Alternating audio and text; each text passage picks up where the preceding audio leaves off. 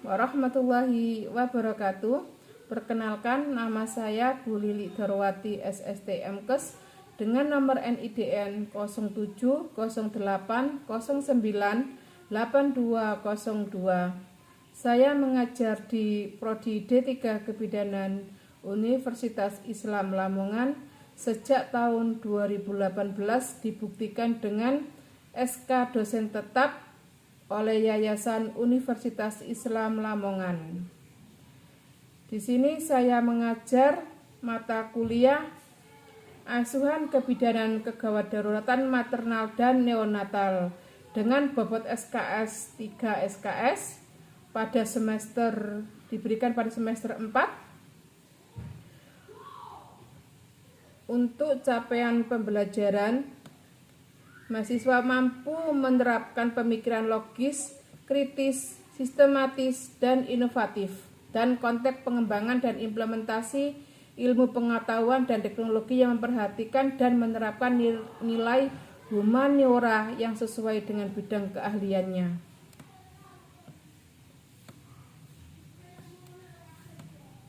Dengan CPMK menerapkan konsep penanganan penderitaan kegawat daruratan maternal dan neonatal.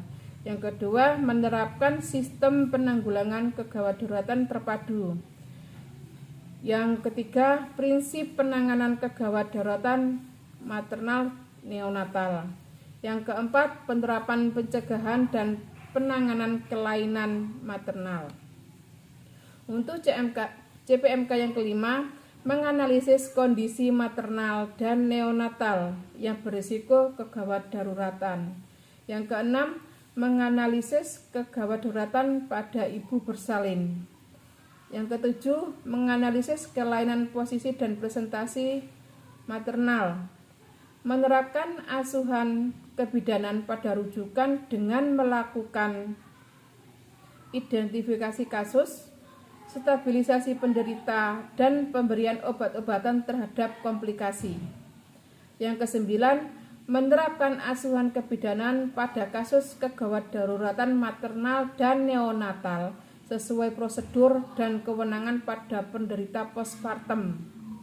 Yang kesepuluh, menerapkan asuhan kebidanan pada kasus kegawat daruratan maternal dan neonatal sesuai prosedur dan kewenangan pada neonatal. Yang terakhir, melakukan pendokumentasian asuhan kebidanan pada kasus kegawat daruratan maternal dan neonatal. Untuk deskriptif mata kuliah ini memberikan kemampuan kepada mahasiswa untuk melakukan penilaian, memberikan pertolongan pertama pada kasus kegawat daruratan maternal dan neonatal dengan berperilaku profesional, beretika dan bermoral, serta tanggap terhadap nilai sosial budaya dalam praktek kebidanan dengan berpedoman pada standar profesi,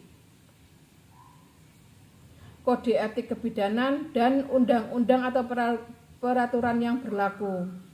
Kemudian mahasiswa mampu memberikan asuhan kebidanan secara efektif, aman, dan holistik dengan memperhatikan aspek budaya terhadap asuhan kebidanan pada kelainan reproduksi wanita, ibu hamil, bersalin, nifas, menyusui, bayi baru lahir, berdasarkan standar praktek kebidanan dan kode etik profesi.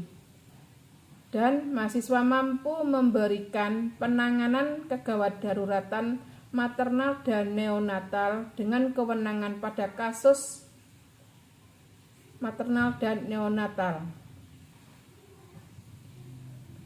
serta mampu mengevaluasi atau mendokumentasi tindakan kegawat daruratan kebidanan.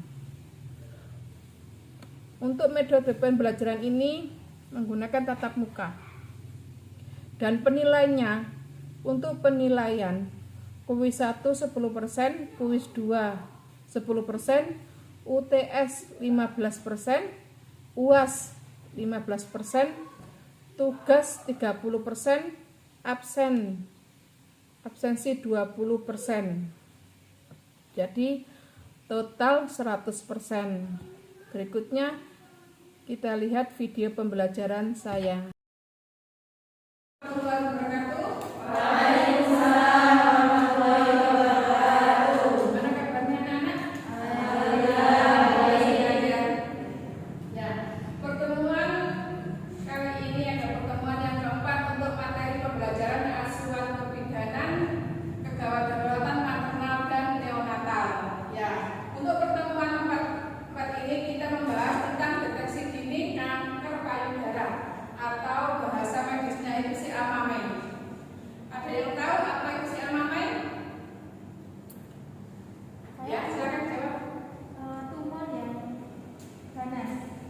Tumor yang ganas. Oh ya. Siapa lagi yang mau jawab?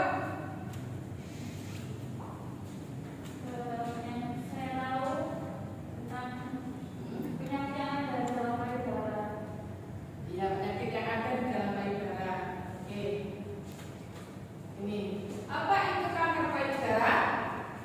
Adalah kanker payudara tumor ganas yang menyerang payudara akibat dari pertumbuhan sel-sel yang tak terkendali. Ya, kanker payudara ini adalah merupakan kematian kedua setelah kanker serviks. Ya, 8 dari 1 perempuan itu mengalami kanker payudara. Ya, ini seberapa sering kejadian kanker payudara? 1 dari 8 perempuan itu mengalami kanker payudara. Sedangkan ini perempuan di Indonesia menderita kanker payudara 26/100%. Ya, makanya deteksi dini itu perlu sekali untuk apa? Kenapa?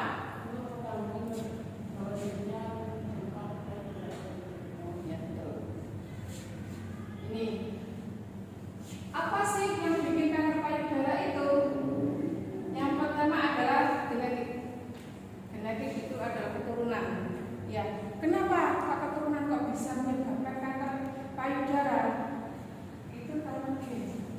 Ya, gen itu adalah pendahulu yang menyebabkan kanker payudara. Yang kedua ada ini environmental. Apa itu? Lingkungan. Ya, lingkungan seperti apa? Menjawab. Lingkungan asap rokok itu bisa menyebabkan kanker payudara. Ya, meskipun kita tidak merokok, tapi kita itu kan perokok pasif, bukan perokok aktif. Itu malah lebih resiko. Ya. Kemudian ada polusi udara, knalpot. Itu juga bisa mempengaruhi terjadinya kanker payudara. Siapa yang beresiko? Ya, siapakah yang beresiko? Payudara ini adalah gender, adalah perempuan. Paling banyak penelitian itu paling banyak itu perempuan. Ya, perempuan yang terkena kanker payudara. Ya. Di sini ada usia tua. Usia tua itu berapa, Bu? Usia tua itu lebih dari 30 tahun. Ya, 30 tahun. Yang kedua ada riwayat kanker. Dulunya dia punya penyakit kanker dan kemudian diangkat tapi belum bersih, masih ada akarnya. Itu bisa terjadi kanker payudara. Yang ketiga, hamil anak pertama lebih dari 35 tahun. Ya, 35 tahun. Itu menurut skor Surabaya itu sudah resiko tinggi ya. Itu hamil pertama usia 35 tahun. Ini ada mens pertama kurang dari 11 tahun. Ya, kalau kalian kemarin mensnya usia berapa rata-rata? 13. Ini ada genetik atau riwayat keluarga. Seandainya adik kalian yang pernah mengalami kanker payudara, kayaknya bersedia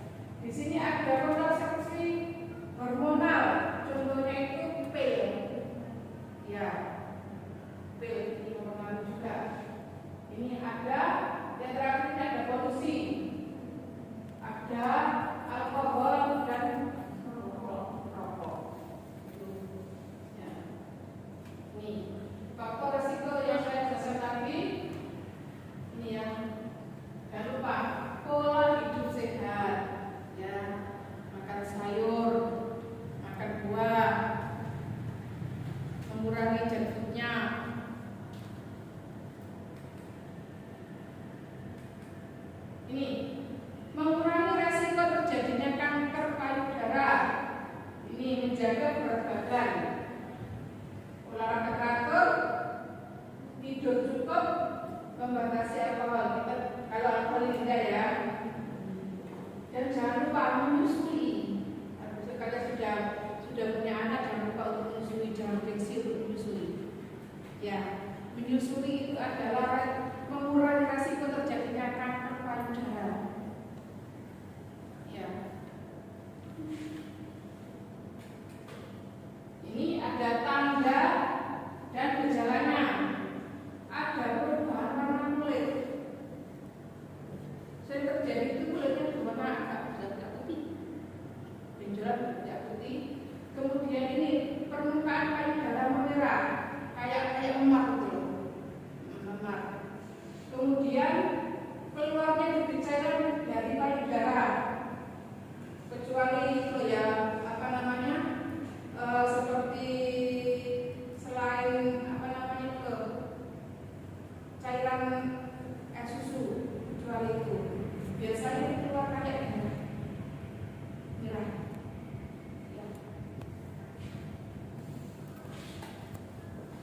Kemudian ada permukaan yang cekung kayak tusuk bibir,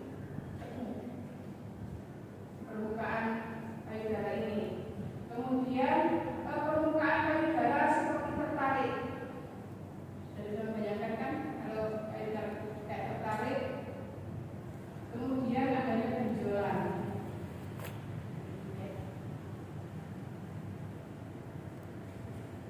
Lanjut ini perbedaan antara kanker payudara dan FAM hampir sama.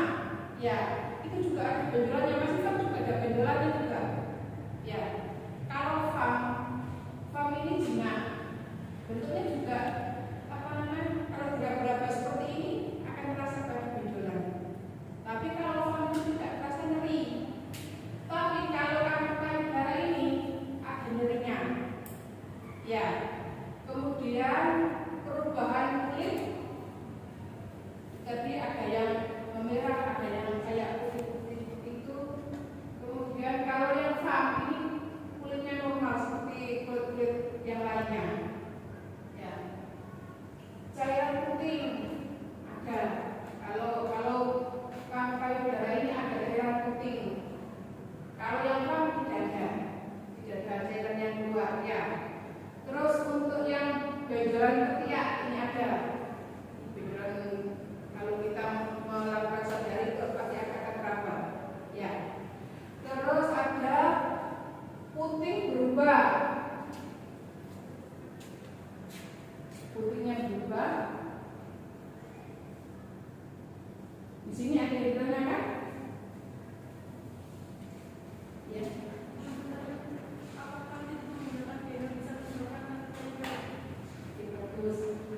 Menggunakan BH pada waktu tidur itu menurut penelitian itu tidak ada hubungannya antara menggunakan BH pada tidur itu tidak ada pengaruh dengan penyakit kanker payudara itu.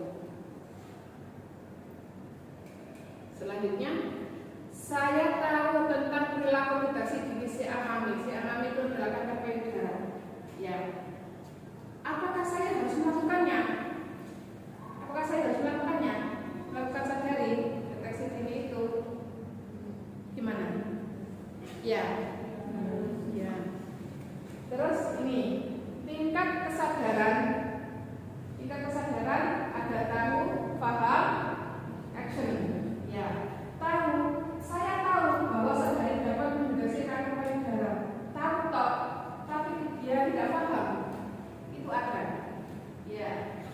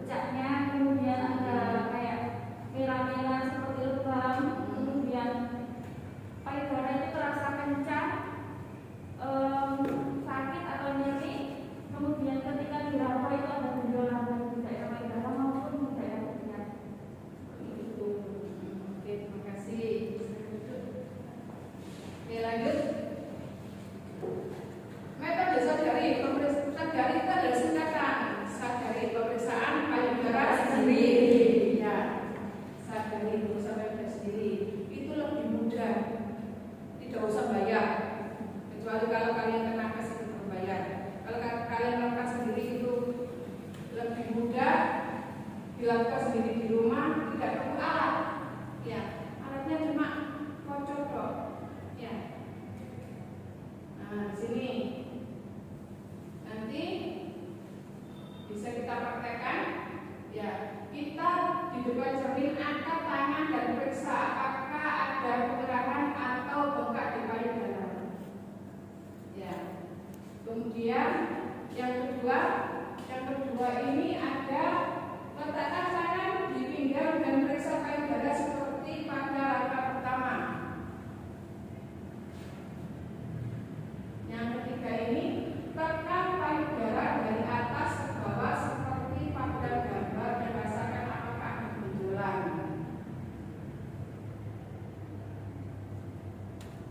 Terus yang keempat, tekan payudara secara melingkar. Bisa dari luar ke dalam seperti yang gambar ini. Kemudian yang kelima, tekan payudara ke arah kuping dan lihat apakah ada darah yang keluar. Bisa bayangkan? Ya. Kemudian yang keenam, posisi berbaring dan tekan kembali payudara secara melingkar. Baring.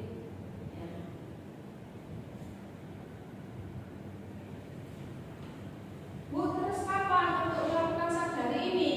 Kan seperti itu ya. Nah, ini pemeriksaan payudara sendiri atau sadari dilakukan setiap bulan.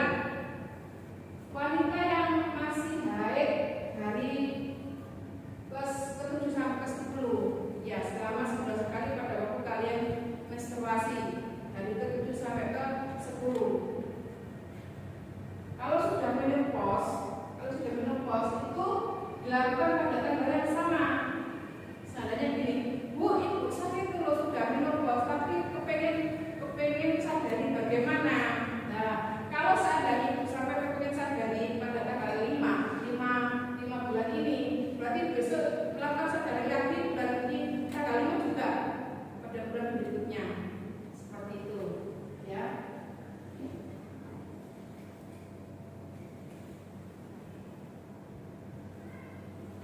Sejak usia 20 tahun atau sejak menstruasi. Ya, kapan saya melakukan sadari ini? Sejak saya usia 20 tahun atau sejak menstruasi. Dilakukan setiap bulan.